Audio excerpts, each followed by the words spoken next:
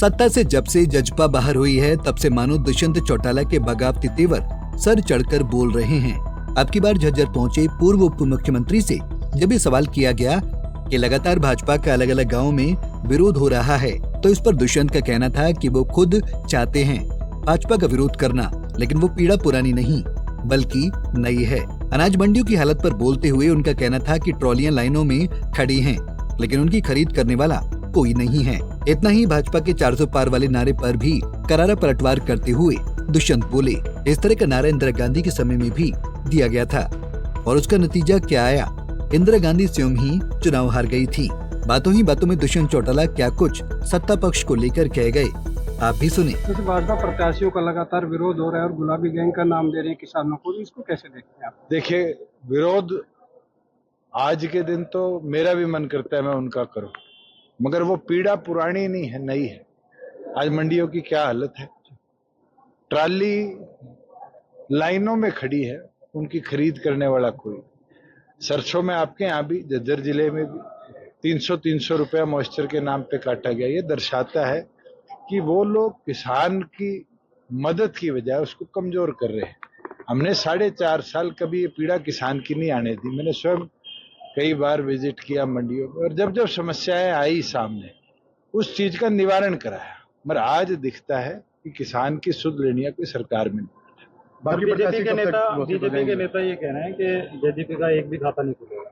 चलो, ये तो समय बताएगा। पिछले विधानसभा चुनाव में भी तो कहा जाता था हमारा खाता नहीं खुलेगा। क्या नतीजे आए?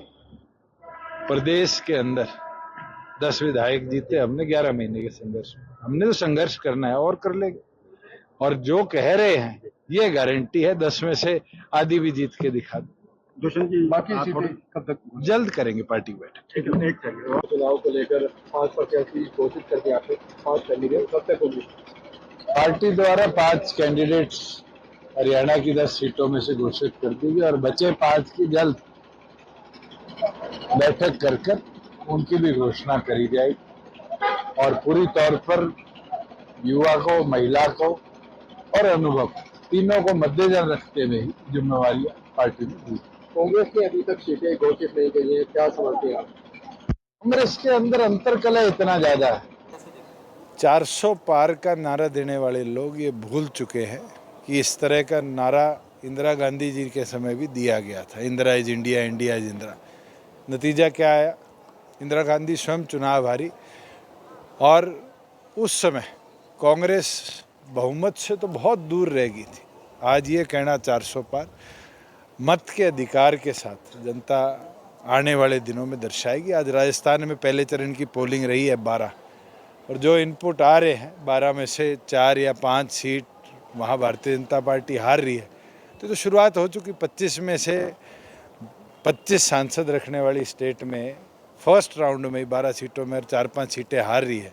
तो ये दिखाती है कि केवल मात्र इश्तिहार के माध्यम से तो नारा दिया जा सकता है, पर ग्राउंड लेवल पर आज जनता उस चीज़ को पूरी तौर पर समझ भी चुकी है और वोट के अधिकार के साथ जवाब भी देगी। वहीं जब दुष्यंत से बची हुई सीटों पर उम्मीदवार उतारने को लेकर सवाल किया गया तो उनका कहना था कि अभी विचार विमर्श किया जा रहा है। जैसे ही बैठक में कुछ निष्कर्ष निकल कर आता है उसी हिसाब से घोषणा की जाएगी। उन्होंने कहा कि साल 2019 की तरह इस बार भी परिणाम बड़े सकारात्मक होंगे। हमारा वोट शेयर 2019 के मुकाबले 3-4 गुना बढ़ने की उम्मीद है। सभी लोकसभा क्षेत्रों में प्रोग्राम चल रहे हैं और उसके अंदर हल्का लेवल पर बैठ के कर कैसे आगामी चुनाव में गांव और बूथ लेवल पर कार्य होना चाहिए, शहर के वार्ड और बूथ लेवल पर काम होना चाहिए, उसके दिशा निर्देश दिए जा रहे हैं। और 5 उम्मीदवार मैदान में हैं। जल्द 5 की भी सूची बैठक कर पार्टी घोषित करेगी।